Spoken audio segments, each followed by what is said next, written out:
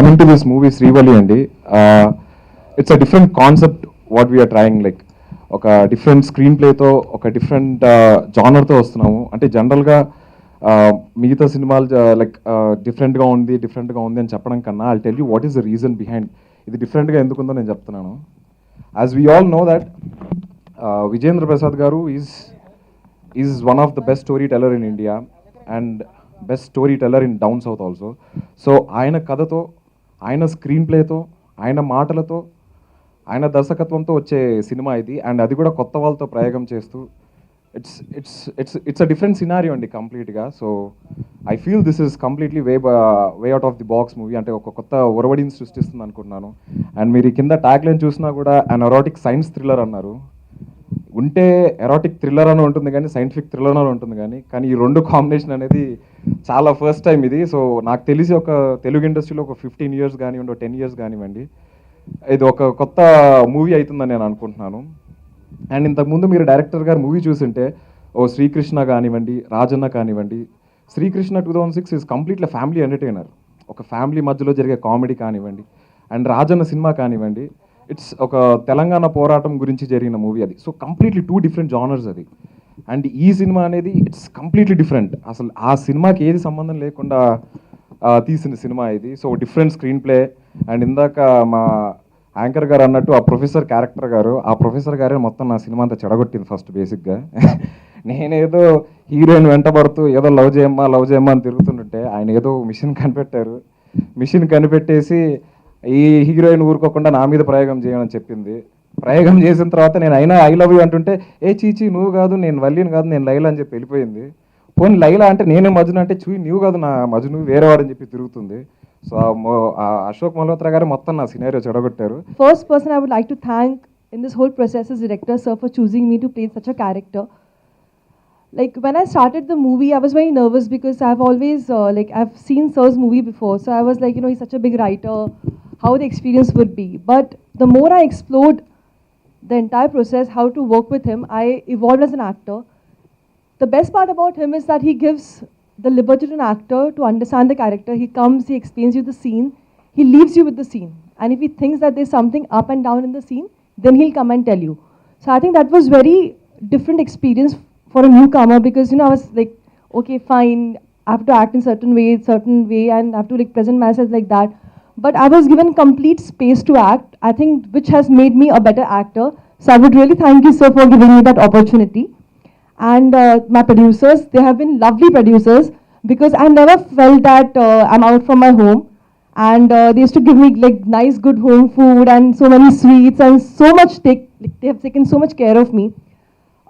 About my character, I would like to say that, people always say that we should watch different films, we should make different films. When I heard the story for the first time, I found it interesting. But when I started shooting for it, it was so challenging at every level. There's so many layers in this character. There's so much she's doing and there's so much happening to her that I realized that, okay, this character is difficult and is different definitely. So I'm sure how much I've enjoyed myself in this movie. I'm sure when you guys go and watch in the theaters, you'll enjoy yourself so much. And I wish you all a very happy new year and may God bless you all. Thank you so much. And please shower your blessings on us because I think we both need it. And we're both starting our careers over here. And I think with all your love and wishes, I think we both will not let you down. Thank you so much. దర్శకత్వంలో నేను movie చేస్తాను చాలా నా అదృష్టంగా భావిస్తున్నాను. మా హస్బెండ్కి చిన్నప్పటి నుంచి ఉన్న కోరిక సినిమా ప్రొడ్యూసర్ అవ్వాలనండి. అది ఒక స్టేజ్కి వచ్చిన తర్వాత అవ్వాలని ఆయన చిన్నప్పటి నుంచి ఉన్న ప్రగాఢమైన కోరిక. అది దాన్ని ఒక ఆకారం దాల్చే సమయం వచ్చినప్పుడు మేము ఒక సినిమా తీయాలని నిర్ణయించుకున్నప్పుడు ఎటువంటి సినిమా తీయాలి, ఎవరి దగ్గరికి వెళ్ళాలి అని ఆలోచించినప్పుడు మాకు మా పెద్దలు చెప్పిన మాట గుర్తొచ్చిందండి. ఏ సినిమాకైనా ఎన్ని జనరేషన్స్ నుంచినైనా మంచి సినిమా అంటే దానికి వెనకాల మంచి కథ అయితే ముందు ఉండాలి అని. సో ఆ నేపథ్యంలో మేము విజేంద్ర ప్రసాద్ గారిని కలవడం జరిగిందండి. ఆయన మాకు ఒక మంచి కథ చెప్పారు. మేము ఆయన మంచి కథలు ఇస్తారని అంతవరకు మాకు తెలుసు. ఆయన ఒక బాహుబలికి రచయిత అని తెలుసు. కానీ ఆయన దగ్గరికి వెళ్ళిన తర్వాత మాకు తెలిసింది ఏంటంటే ఈయన కథాబలండి.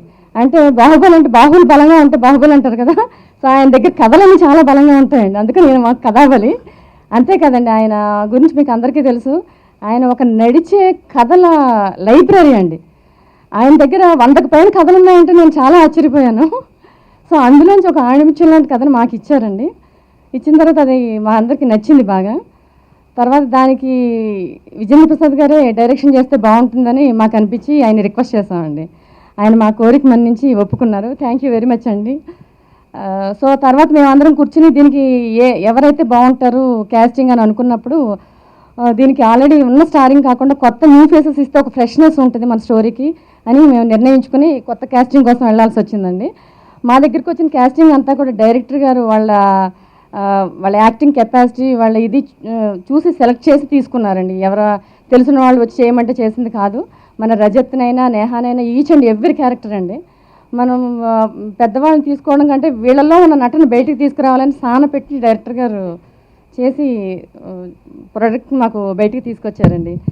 సో ఈ ప్రయత్నంలో మాకు ఆయన అన్ని విధాల గైడ్ చేశారండి. ఒక తండ్రిగా గురువుగా అన్ని రకాలుగా మేము చాలా చాలా నేర్చుకున్నామండి ఈ సినిమా నుంచి. ఏం చేయాలి ఏంటి ప్రతి నిమిషం మా వెన్నుదండి ఉన్నారు. ఈ ప్రయాణంలో మాకు ప్రతి విషయం గైడ్ చేసి విజేంద్ర ప్రసాద్ గారి దగ్గర కథలు ఉంటాయని ఇలా ఈ రకంగా వెళ్ళాలి అని ఒక త్రోవ చూపించిన వ్యక్తి అండి మా వెనకాల ఉన్న వ్యక్తి సుకుమార్ గారండి. Thank you very much Sukumar గారు. మీ రుణం మేము ఎప్పటికీ తీర్చుకోలేము. మాకు ఒక మంచి కథా రచయితని ఒక దర్శకుడిని మాకు పరిచయం చేసి ఇలా వెళ్ళమని మాకు ఒక త్రోవ చూపించారు, ఒక దారి చూపించారండి. ముఖ్యంగా రజత్ నేను చూస్తే తప్పుసిద్దాం అనుకున్నాను ఫేస్ చూసి. సార్ ఫోటో చూసాను నేను నమ్మలా. ఇది నాకు తెలుస్తుంది, నాకు స్పార్క్ ఉంటుంది. మీరు అప్పుడు కూడా చెప్పారు సార్, ఇది ఫేస్ చూస్తే నాకు స్పార్క్ అనిపిస్తుంది, ఏదో నాకు ఏదో ఐ థింక్ గెస్ చేయగలను, నేను డెఫినెట్ బాగా చేయగలను. ఇప్పుడు చెప్తుంటే అనిపిస్తుంది అనమాట. నిజంగా నేను అంత గెస్ చేయలేదు. ఎంత బాగా మాట్లాడి సార్ సింపుల్గా. అలాగే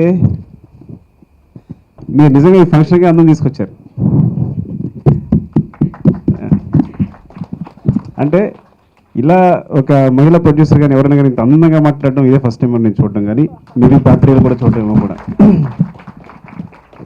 అంత ప్రిసైజ్గా చాలా అందంగా ప్రతి విషయాన్ని ఇంత క్లియర్గా ఎక్స్ప్రెస్ చేస్తూ, అందుకే భర్త కోరిక అంటే ఆయన ప్యాషన్ చిన్నప్పటి నుంచి పడుకుని పాపం నిద్రలో కలవరించేవారేమో సినిమా అని. మేబీ అది మీరు ఉంటారు. ఆయన కోసం మీరు ప్యాషన్తో కష్టపడి ఈ సినిమాని ఇప్పుడు చేద్దామని, ఇట్లా ఒక సినిమా చేద్దామని బయలుదేరడం, మీరు చాలా అదృష్టవంతులు రాజ్కుమార్ గారు. మీకు తెలిసిన విషయాన్ని మళ్ళీ చెప్తున్నాను, ఏమనుకోవద్దండి. అందుకని ముందు విజయన్ ప్రసాద్ గారు, నేను అసిస్టెంట్ రైటర్గా చేసిన సినిమాలు తక్కువ, ఫ్రంగా చెప్పండి అన్ని రైటర్గానే చేశాను ఆల్మోస్ట్. నేను సినిమాలో ఎవరైనా ఒక కథ చెప్పడం అనేది నేను చెప్తుంటాను. నా సినిమా గురు వినాయక్ గారు అంటే ఆయన, బికాజ్ ఆయన దగ్గరికి వచ్చాను, ఆయనే కథ చెప్పడం విన్నాను అంతే. తర్వాత ఇండస్ట్రీలో ఎవరు ఏ సీనియర్ రైటర్స్ కానీ డైరెక్టర్ కానీ కథ ఎలా చెప్తారు, ఎలా ఒప్పిస్తారు అనే విషయం నాకు తెలియదు. అందువల్ల నేను కథ చెప్పిన ఆర్య కథ అరవింద్ గారి దగ్గరికి వెళ్ళినప్పుడు 4 గంటలు చెప్పాను. జగడం 5 గంటలు చెప్పేవాడిని. ఆర్య టు ఒక 3.5 hours అట్లా కథ చెప్తూ బోర్ కొట్టిస్తుండేవాడిని. చివరికి వాళ్ళ డౌట్స్ కూడా ఏం చెప్పారు అర్థం కాదు. అంత కథ చెప్పిన తర్వాత ఎవరికి ఏం గుర్తుంటుంది. అదృష్టవశాత్తు నేను లైఫ్లో విజేంద్ర ప్రసాద్ గారిని కలవడం జరిగింది. నేను కలవడం కన్నా అదృష్టం నన్నే వెతుకొచ్చినట్టు ఎందుకో ఆయనే నన్ను కలిశారు. ఒక సిచ్యువేషన్ అలా వచ్చింది. అంటే ఆయన ఎంత నిరాడంబరం అంటే, నేను వస్తాను సార్ అని బయలుదేరే లోపల ఆయన కారు మన ఆఫీస్ ముందు ఉంటుంది అనమాట. ఇంకా మనం ఎక్కడ వెళ్ళగలం, మనం వెళ్ళే ఛాన్స్ ఎవరైనా. అంటే ఈ వయసులో ఆయన వయసు చెప్పకూడదు, చెప్తే మీరు షాక్ అవుతారు, కానీ నేను చెప్పను. అందుకే మా అబ్బాయిని కూడా అంకుల్ అని పిలవమని చెప్పాను, తాతగారు వద్దని. కథ చెప్పారు. అది బజరంగి భాయిజాన్. ఎగ్జాక్ట్గా 21-22 minutes ఉంది. నేను రికార్డ్ చేస్తున్నాను సార్, నేను రికార్డ్ చేసుకొచ్చా అని. నేను ఫస్ట్ టైం ఒక సీనియర్ రైటర్ దగ్గర నుంచి కథ వింటున్నాను కదా అని రికార్డ్ చేసుకున్నాను. అవి వింటుంటే 22 నిమిషాల్లో మొత్తం కథ ప్రతి సీన్ వచ్చేసింది. అందులో ఎమోషన్ వచ్చేసింది, కామెడీ వచ్చేసింది, లవ్ సీన్స్ వచ్చేసాయి, అన్నీ మొత్తం నేరేషన్లో అన్నీ ఉన్నాయి. ఇంత అద్భుతంగా ఒక 22 నిమిషాల్లో కథని ఎలా ఒదిగించి చెప్పడం అనేది నాకు అర్థం కాలేదు. అది వింటూనే ఉన్నాను. ఆ తర్వాత ఎంత ఉపయోగపడిందంటే నాకు ఆ విషయం, అఫ్కోర్స్ తర్వాత బజరంగి భాయిజాన్ చూశాను. మీరు నమ్మండి, చూసినప్పుడు ఒక్క సీన్ కూడా మిస్ అవ్వలేదు సినిమాలో. ఒక్క సీన్ కూడా, ఒక 10% ఏవో షార్ట్ చేంజెస్ లేకపోతే కనెక్షన్స్ ఏవో ఉంటాయేమో, కానీ 90% సీన్స్ ఆయన 22 నిమిషాల్లో ఏది డైరెక్ట్ చేశారో ఆ సినిమా అంతా ఉంది. అంటే ఇప్పుడు ఏదో ఆయన కథ చెప్పారు, ఇంకెవరో డెవలప్ చేశారు, ఎవరో తీసినట్టు కాదు. బజరంగి భాయిజాన్ సినిమాని మొత్తం 20 నిమిషాల్లో మొత్తం చూపించారు. అదే సినిమా చూశాను నేను, ఇంకా షాక్ అయిపోయాను. ఆ తర్వాత నాకు కథ చెప్పడం చేతనైంది. ఆ తర్వాత నేను 3 కథలు చెప్పాను. 3 కథలు హాఫ్ అన్ అవర్ 35 మినిట్సే చెప్పాను. నా జాబ్ ఈజీ అయిపోయింది. ఇదివరకు ఎవరికైనా కథ చెప్పాలంటే పారిపోయేవాడిని. ఎందుకు పారిపోయానంటే పొద్దున ఎక్సర్సైజ్ చేయాలి, బ్రీతింగ్ ఎక్సర్సైజ్ చేయాలి, బాగా కష్టపడాలి, ఆ రోజంతా హెల్తీగా ఉండాలన్నమాట. నేను మంచి బ్రీత్ అందాలన్నమాట. అంతే నా బ్రెయిన్ బాగా పనిచేస్తుంది. 3 గంటలు చెప్తాను. అప్పుడు అంత కష్టపడాల్సి వచ్చేది. ఇప్పుడు అక్కర్లా, ఆగిపోయి బాబుని కూర్చోబెట్టి చెప్పేస్తాను అరగంటలో కదా. అలాగే ఆవిడన్నారు, కొంతమంది నడిచే గ్రంథాలు ఏమంటారు, ఆయన నడిచే కథల సమూహం. ఆయన దగ్గర 100 కథలు ఉన్నాయన్నారు కదా, అది మీకు చెప్పినప్పటికేమో ఆ నెక్స్ట్ విషయంలో వైరస్లా పెరిగిపోతుంటాయి కథలు అవి. ఆ నెక్స్ట్ ప్రొడక్షన్ పెరిగిపోతుంటుంది అనమాట. ఆయన ఫ్లైట్ ఎక్కి దిగే లోపల ఒక కథ చెప్తుంటారు. అండ్ తర్వాత నేను 2-3 అంటే తర్వాత ఇంకా ఆయనతో అసోసియేట్ అవ్వడం మొదలుపెట్టిన తర్వాత ఆయన కథలు చెప్తుంటే అందులో సైన్స్ ఉంటుంది, science fiction, what ever, thrillers, love, romance, మీకు చరిత్ర, అంటే ఇంకా అన్ని రకాలుగా ఇప్పుడు ప్రస్తుతం సొసైటీ, ఇన్ని కథల్ని ఆ వయసులో ఆయన అంత ప్యాషనేట్తో ఎలా చేస్తున్నారు, కంటిన్యూస్గా కథలు చెప్తూనే ఉంటారు. అలా వింటూ అని బయటకు వెళ్ళిపోతున్నాం. ఒకసారి ఒక రోజు తలిపేసేసి, సార్ ఒక్క నిమిషం సార్ అని కాలు మీద పడిపోయాను నేను. పూర్తిగా టచ్ చేసే కాల్ 2, బికాజ్ అంత నేను అడ్మైర్ అయిపోయాను. అంటే ఇంత నిజం చెప్పాలంటే నాకు నిజంగా తెలీదు ఆయన అంత వర్త్. అంటే ఆయన ఎప్పటి నుంచో చేస్తున్నప్పుడు కానీ కలిస్తేనే కానీ అంత నాకు అర్థం కాలేదు. అంటే ఇప్పుడు మీకు ఇంటర్స్టెల్లార్ లాంటి సైన్స్ ఫిక్షన్ చెప్పాలని చెప్తారు. ఆయన ఫిజిక్స్ మీద నాలెడ్జ్ ఉంది, అన్ని విషయాల నాలెడ్జ్ ఉంది. ఎక్కువ బోర్ కొట్టిస్తున్నాం కానీ చెప్తాను అనమాట. అంటే నేను చెప్పాలనిపిస్తుంది అనమాట. అట్లా ఇప్పటికీ అంతే చలాగ్గా బాంబేలో వచ్చేస్తుంటారు, తిరిగి వచ్చేస్తుంటారు, మధ్యలో సూట్ కేసు పట్టుకుని, అంటే ఆయన వయసు చెప్పట్లేదు, లోపల దాచి చెప్పాలని అనిపిస్తుంది కానీ చెప్పలేకపోతున్నాను నేను. అన్ని తీసుకుంటారు, సార్ సూట్ కేసు పట్టుకుందాం సార్ అంటే వద్దు సార్ వద్దండి అని ఆయనే పట్టుకుపోతుంటారు. ఈ వయసులో డైరెక్ట్ చేయడం చాలా అద్భుత విషయం. మేమందరం కష్టపడి ఈ వయసులో, ఎందుకంటే ఎప్పుడు డైరెక్షన్ మానేసి ప్రొఫెషన్ వైపు వెళ్ళిపోదామా, ఈ టెన్షన్ తట్టుకోలేము అని భయపడుతున్నప్పుడు నిజంగా మళ్ళీ ఒక ఇన్స్పిరేషన్ అనమాట. అవునా, ఆ ఏజ్లో ఆయన చేస్తానంటే ఇది నేను భయపడుతున్నాను, ఇంత టెన్షన్ పడుతున్నాను అని ఈ వయసులో ఆయన. సో ఈ సినిమా ఇది ఒక విచిత్రమైన కథ, అద్భుతంగా ఇది సూపర్ హిట్ అవుతుందని, అట్ ద సేమ్ టైం కొత్త ఎక్స్పీరియన్స్ని, థియేటర్లో కొత్త ఎక్స్పీరియన్స్ని, తిరిగాడేసి కొత్త ఎక్స్పీరియన్స్ని, అండ్ ఆయన ఏం చేసిన కొత్తగా చేయాలని ట్రై చేస్తారు కాబట్టి అది మీకు అందిస్తుందని నేను ఆశిస్తున్నాను. ఇంకా రాజ్ కుమార్ గారు ఏంటంటే, నేను ఒక నేను సీజీ గురించి మాట్లాడుతున్నప్పుడు ఏమంటే కొంచెం లేట్ అవుతుందో సినిమా సరదాగా ఏదో నోట్లో మాట వచ్చినప్పుడు, అంటే నేను విజయ్ ప్రసాద్గా సపోర్ట్ చేయాలనే ఉద్దేశంతోనో లేదో ఒక మాట అన్న నోట్లో చూస్తున్నాను, లేదండి డైరెక్టర్ గారు యాక్చువల్గా ఏంటంటే అది చిన్న అడ్జస్ట్మెంట్, అది కరెక్ట్గా చేసుకోనుకున్నారు, అది చేస్తున్నారు. అంటే ఆ ప్యాషన్ అర్థం చేసుకుని ఆయన ఫాలో అయిపోయి అలా ఆరాధించేసి, ఇద్దరు కూడా ఆయన ఆరాధించేసి, గురువుగా పితృ సమానంగా ఏదో ఆరాధించేసి ఒక ఫాలో అవ్వడం నిజంగా అద్భుతం అండి. రాజ్ కుమార్ గారు మీరిద్దరు కూడా. సో మీ అందరి కోసం ఈ సినిమా సూపర్ సక్సెస్ కావాలని. అలా Neha, congratulations. I think trailer టీజర్లో చాలా బాగుంది, ఇట్స్ వెరీ గుడ్. చాలా పెద్ద సక్సెస్ కావాలని కోరుకుంటున్నాను. ఒక తల్లికి 9 మాసాలు మోసి కని పెంచి పాలిచ్చి తన కంటి ముందు ఒక్కొక్కగా సంవత్సరం పెరుగుతూ ఉంటే ఆడదు కాబట్టి తనకి తెలుస్తుంది, పిల్లకి వయసు వచ్చింది, రేపు అమ్మ పెద్ద మనిషి అవుతుంది, బయటలు వేయాలి, 1000 కళలు కంటుంది. ఎవరిని పిలవాలి, ఎక్కడ చేయాలి, అమ్మాయికి ఏం బట్టలు పెట్టాలి, ఎలా చేయాలని చెప్పని. ప్రస్తుతం మా పరిస్థితి కూడా అలాగే ఉందండి. ఇది మా శ్రీవల్లికి ఓనీలేసే ఫంక్షన్ అనుకోండి, ఇవి టీజర్ లాంచ్ది. ఇటువంటి ఉద్వేగమే ప్రొడ్యూసర్లుగా వారు, డైరెక్టర్గా నేను, సినిమాకి మేము తల్లిదండ్రులు. సార్ మరి ఆడియో లాంచ్ మీ స్వయంవరం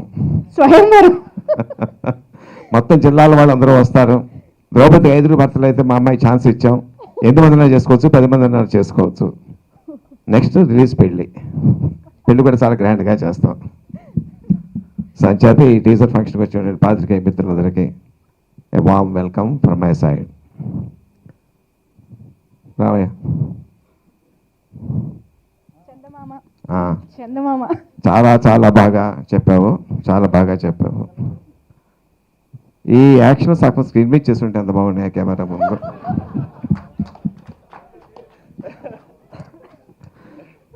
ఈ నా మనసుకు ఆనందం కలిగి ఒక చిన్న అబద్ధం ఆడనితోటి నిజం చెప్పేస్తున్నాను. నేను రజత్ కృష్ణని తన ఫోటో చూడగానే ఆడిషన్ కూడా చేయలేదు, ఈ అబ్బాయి మన హీరోని డిసైడ్ అయిపోయాను. బట్ ప్రొడ్యూస్ సాటిస్ఫాక్షన్ ఆడిషన్ చేశాను, కానీ టెన్షన్ పెట్టాను దాన్ని. చాలామంది అడుగుతున్నారు, పెద్ద పెద్ద రికమెండేషన్లు వస్తున్నాయి, ₹1 2 కోట్లు పెడతా ఉంటున్నారు పెట్టుబడి.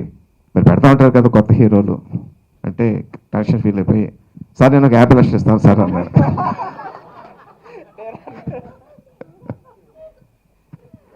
మాట నిలబడతావు కదా అన్నాను. ఆధార్ ఎంకరేజ్ చేస్తే వాళ్ళ నాన్నగారు చాలా పెద్ద లాయరు, చాలా ఫేమస్ లాయరు, డెఫినెట్గా ఇవ్వగలరని మాకు కాన్ఫిడెన్స్ వచ్చింది. సో ఆ కండిషన్ మీద ఒప్పుకున్నాను నేను. అప్పుడప్పుడు బాగా చేసినప్పుడు 50 లక్షల రూపాయలు తగ్గించేవాడిని సెట్ మీద. బాకీ పోనిక 35 లక్షలు బాకీ ఉన్నాడు. సో రాజ్ కుమార్ గారు వాళ్ళ నాన్నగారు ఎక్కడ ఉన్నారో మాట పుచ్చుకుని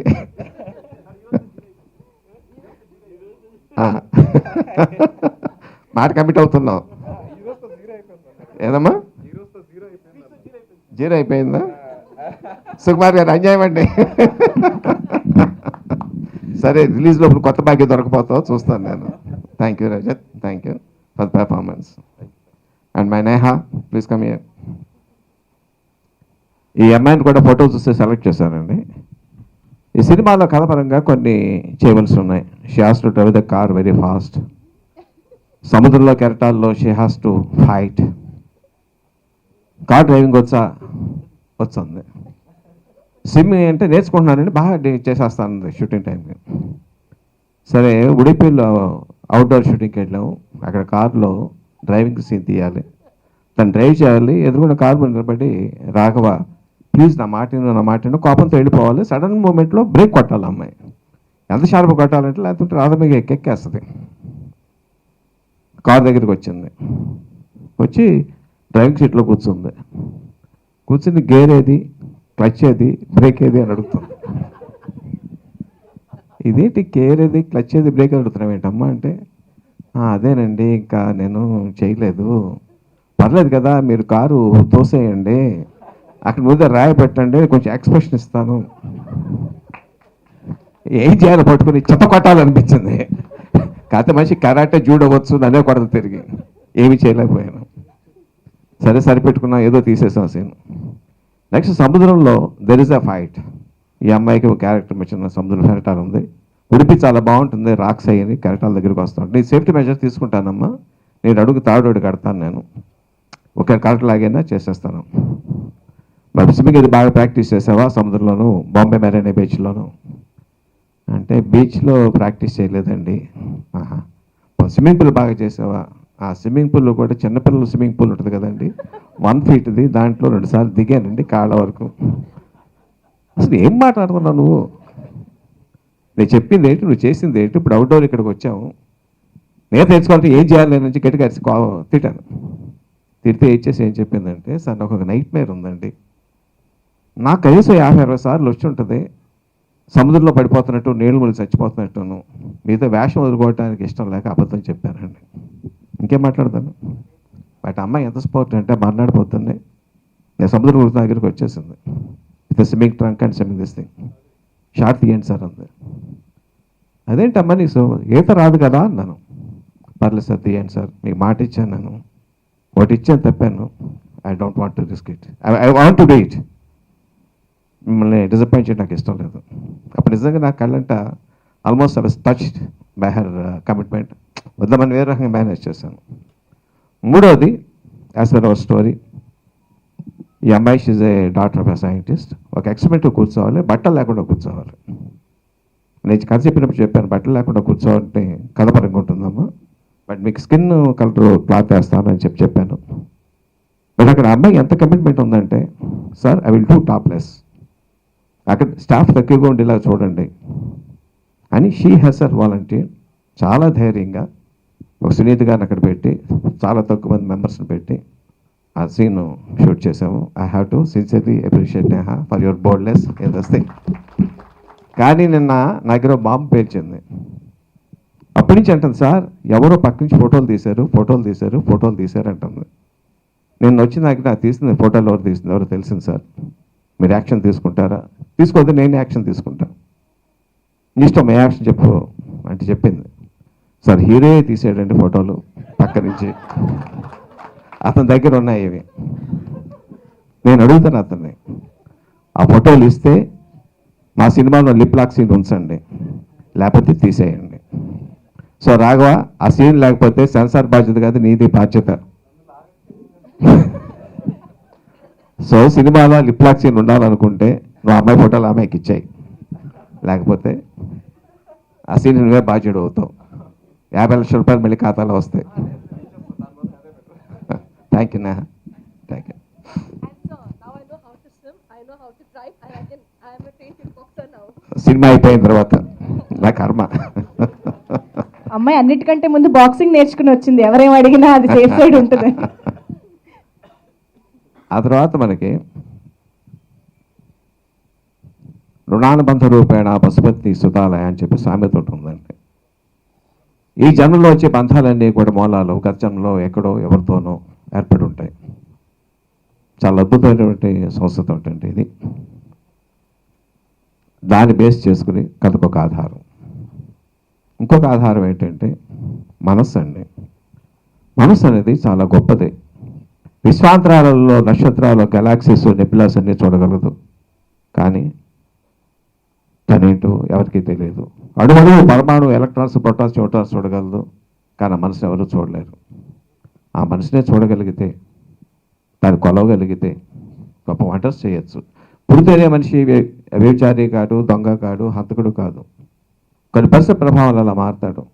ఆ మనసును చక్కదిద్దగలిగితే ఎన్నో న్యూరోసిస్ నుంచి, ఎన్నో ఫోబియాస్, మేనియాస్ నుంచి మనిషి క్యూర్ చేయొచ్చు అని ఒక అద్భుతమైన కాన్సెప్ట్తో అశోక్ మల్హోత్రా అని ఒక సైంటిస్ట్ దాన్ని ఎక్స్పెరిమెంట్ మొదలు పెడతాడు. ఆయన దగ్గర స్టూడెంట్ మా కథలో శ్రీవల్లి తను ఎక్స్పెరిమెంట్ చేయించుకుంది, సక్సెస్ఫుల్ మెజర్ చేయించుకుంది. కానీ దానివల్ల రకరకాలటువంటి పరిణామాలు వచ్చినాయి. గత జన్మలో జ్ఞాపకం వచ్చినాయి. గత జన్మలో ఒక లవర్ ఉన్నాడని తెలుసు, ఇప్పుడు ఈ జన్మలో ఒక లవర్ ఉన్నాడు. ఆ లవర్ కూడా ఇప్పుడు కనిపిస్తున్నాడు. ఇతర మధ్య నలిగిపోయినటువంటి అమ్మాయి తాలూకు కథ ఈ శ్రీవల్లి. మనకి శ్రీహర్షుడు అని చెప్పని ఒక రాజు తెలుసు, కానీ గొప్ప కవి కూడా ఉన్నారండి. నైషధు అని గొప్ప కావ్యం రాశారు ఆయన 16 ఏళ్ల వయసులో. ఆ రాసిన కావ్యం ఎవరికి అర్థం కాలేదు. అందరూ ఏంటి ఇలాగుందేంటి, ఇలా ఉందేంటి, ఇలా ఉందేంటి అన్నారు. కుర్రోడు బాధపడ్డాడు, వాళ్ళ అమ్మ బాధపడింది. వాళ్ళ మేనమామ వస్తే తమ్ముడికి చెప్పింది, తమ్ముడు ఇలా కట్టన్నారా నీ మేనరుడు గురించి అంటే ఆయన చదివాడు. అమ్మ చెల్లి చాలా అద్భుతంగా ఉందమ్మ ఇది, కాకపోతే సామాన్య మనిషికి అర్థమయ్యేలా లేదు, మరి ఏం చేయాలన్న తమ్ముడు అని అడిగింది. 40 రోజుల పాటు దొండపాత కింద పడుకోబెట్టి దొండకాయ కూర పెట్టు, దొండపొడితో పళ్ళు తోవించు చేసింది. మళ్ళీ ఇప్పుడు రాయమని అన్నాడు. స్టాండర్డ్ దగ్గర రాశాడు. దాని పేరు శృంగార నైషధం. పండితులంతా మెచ్చుకున్నారు, అబ్బా ఎంత బాగుంది, ఎంత బాగుంది, ఎంత బాగుంది అని చెప్పని. నా సుకుమార్ గారికి ఆ దొండకాయ కూర ఇంతవరకు తినిపించలేదు ఎవరు. తినిపిస్తే ఆయన చేసేటువంటి గొప్ప గొప్ప సినిమాల తాలూకు గొప్పతనం అందరికీ అర్థమయ్యి ఉండేది. బట్ ఐఎమ్ షూర్ ఒక 10 ఏళ్ల తర్వాత, 15 తర్వాత వాళ్ళ తాలూకు గొప్పతనం తెలుస్తుంది. సుకుమార్ గారు ఇప్పుడు కూడా మించిపోయింది లేదు, కాస్త దొండకాయ తినండి సార్ మీరు. చాలా గొప్ప గొప్ప మెగా బ్లాక్ బస్టర్స్ ఇచ్చేస్తారు ఇంకా. థ్యాంక్ యూ సుకుమార్ గారు. Thank you everybody. Wish me అందరి తాలూకు కోఆపరేషన్. అన్నిటికన్నా ముఖ్యంగా మా సునీత్ గారి గురించి చెప్పాలి, మర్చిపోయాను. మా క్యాషియర్ గారి గురించి చెప్పాలి. మా ప్రొడ్యూసర్ గారు ఎప్పుడూ క్యాషియర్ గారే అంటాను నేను. డబ్బులు వస్తున్నాయా లేదా, ఎంత ఇచ్చాం రసీదు పుచ్చుకోవడం అదే అని పని. మిగతా అదంతా కూడా ఒక తల్లిలా, ఒక చెల్లిలా, ఒక తోబుట్టువులా ఎవరికి ఏ అవసరం వచ్చినా చూసుకుంటూ ఏకతాటి మీద నడిపించారు ఆవిడ. I'm extremely grateful and thankful to both of you.